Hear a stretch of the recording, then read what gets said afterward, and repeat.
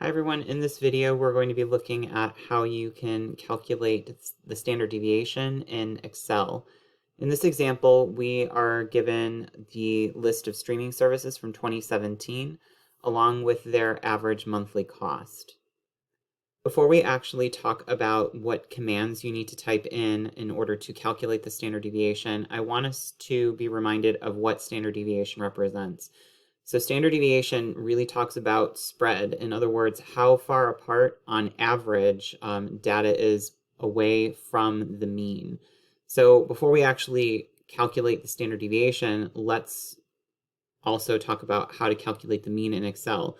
And it's pretty quick. All that you will have to do is first start off with the equal sign to indicate to Excel that you are about to do some sort of calculation or that you're asking it to do a calculation for you. After that, you can go ahead and just type in average. And as you can see, I haven't finished typing out the word completely, and it is offering that as a suggestion. So you can either finish typing that, or you can click on average, and it will give you that word with an open parenthesis. From here, we're going to go ahead and highlight the data that we want it to compute. So I'm going to have it go from cell B2 all the way to cell B15, and we can see that highlighted in the light blue over here. You can hit enter if you would like. It will automatically put the closed parenthesis in there, or you can type it in yourself and then hit enter. So if we were to average out all of these different monthly costs, we would have an average of $24.24 roughly. I had Excel automatically round my result to the second decimal place here. So with regards to standard deviation, it's pretty much just as easy as it was to calculate the mean. So again, we're going to press the equal sign in order to tell Excel, I want you to do a computation for me. And to call up the command for standard deviation, we're going to start off with ST. And we have two different options here. So we see STDEV, so that's going to represent standard deviation. One of them is .p and the other one is .s. .p is if you know you are working with a population. And then S is when you know you are working with a sample. In this case, since I don't believe that these are all of the streaming services, we can assume that we only have a sample of streaming services that were available in 2017. I'm going to choose to work with standard deviation S. Again, you could type all this out if you want, or you can click on the command like I just did. And just as before, we're going to highlight the data that we want Excel to calculate the standard deviation for. So from cell B2 to B15. So it's just click on that cell and drag it all the way down, and you'll see everything highlight. We'll close this out and press enter, and we'll see that we have a standard deviation of $18.06. So we're saying that the average spread that we are seeing for this data away from the mean is around $18.06. And again, that can apply to values to the left of the mean and values to the right of the mean. That being said, I think this is also a good opportunity to play around with the data just to show you how the standard deviation can change. So for example, say our sample only goes from PlayStation View to Sling TV. So I'm just going to highlight those so that we are just going to focus on that. Let's take a look at, first off, the data here. So notice that everything here is a little bit closer together. So we're going from $30 to $57.20. So if we were to calculate that mean, again, we'll do equal, and then we'll type in average. I'm going to be lazy and have Excel finish typing that out for me. And then I'm going to have this go from cell B2 to cell B7. Close that out. So here's our average. And again, that shouldn't be surprising that our average is a little bit higher because I'm only working with the higher ticket costs. But now let's take a look at the standard deviation. Be nice if I could type flawlessly, but that's apparently just not in my wheelhouse right now. So again, equal sign, we're going to do STDEV, and since we are working with a sample, we'll do .s, and then open parenthesis, and again, pulling those same cells in and closing everything out. We'll now see that the standard deviation is a little bit smaller, and this is because the data itself is grouped together a lot more. But of course, if we come over here and we look, say, between HBO Now and CBS All Access, these are even tighter. So that would mean that if I were to calculate the standard deviation here, I would expect to see a smaller standard deviation. So let's take a look.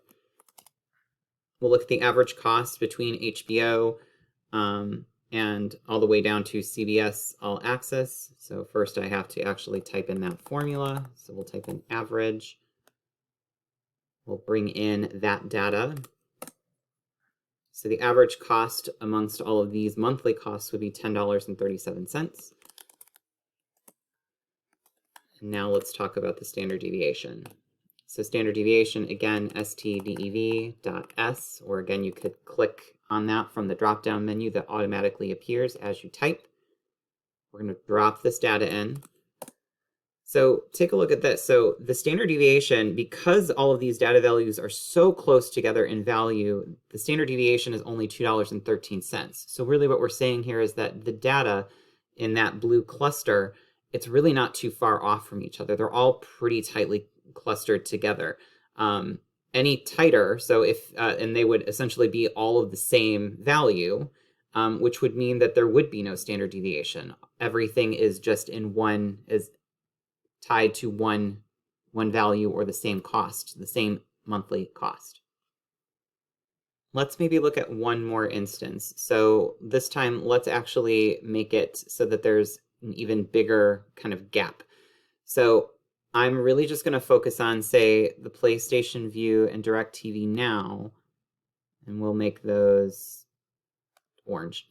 And then we're going to maybe have it connect with Starz, Amazon, and CBS All Access. So if we are going to go ahead and do this, we'll type in the mean. And again, we'll do equals average.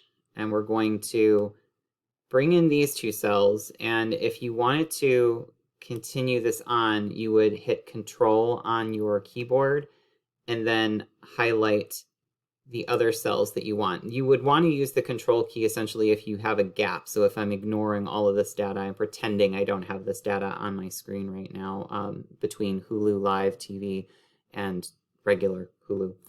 So we'll close this out. Or again, if you don't want to use the Control key, you can separate your ranges of data with a comma. And we'll see that the average now is $27.19. And again, this is because we have such a bigger kind of gap between the data that we're using. And again, we're looking at only the orange data. And again, if we look at the standard deviation here, we would again come in here and type in equals stdev.s. I'm sure that you're probably tired of me saying that. Open parenthesis. And again, I'm going to pull in the same data. And again, if you want to do that keyboard trick, once you highlight your first two cells in this case, we're going to hold down the Control key, come down, and then select these last three data values. Close it out. Whoop, and it didn't like that. So let's see what happened here. So I see that I have an error here. Somehow I have an underscore right next to 15. So I'm going to delete that. And now we can see that it actually does correct itself. Notice before that B15 was gray. And then when I got rid of that random underscore that I somehow accidentally put in there, it turned orange again.